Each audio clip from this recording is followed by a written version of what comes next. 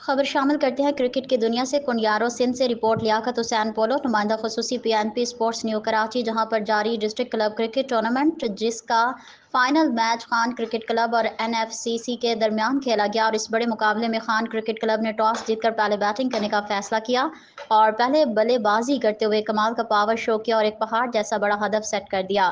Khan cricket club ने मुकर्ररा 25 overs 327 run बनाए, जिसमें अब्दुल फत्ताह झामड़ू ने शानदार सेंचुरी स्कोर की और उनके साथ लास्ट में मुश्ताक कुलैरी ने 10 बालों पर 50 रन के 3 तेज तरीन 50 बनाकर डिस्ट्रिक्ट में एक नया रिकॉर्ड बना डाला। इस बड़े हदफ के ताक़ुब में NFCC ने हदफ का पीछा करते हुए सिर्फ 206 रन ही बना सके। शाह और लारा की अच्छी बल्लेबाजी रही।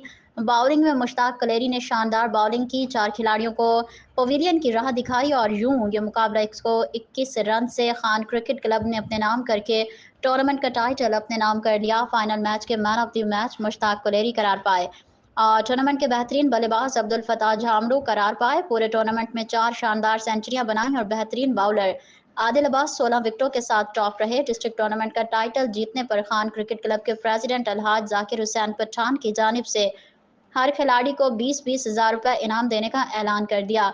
इस बड़े फतह पर पूरी टीम और मैनेजमेंट को उस्ताद लियाकत हुसैन पोलो, हाजी मोहम्मद नासिर कादरी, एडवर्टाइजिंग डायरेक्टर उस्ताद हैदरी जट, सकलैन रहमान और अजहर जानी की जानिब से दिल की अथाह गहराइयों से मुबारकबाद पेश करते हैं। मज़ीद खबरों के लिए विजिट करें हमारी वेबसाइट PNP डिजिटल। शुक्रिया।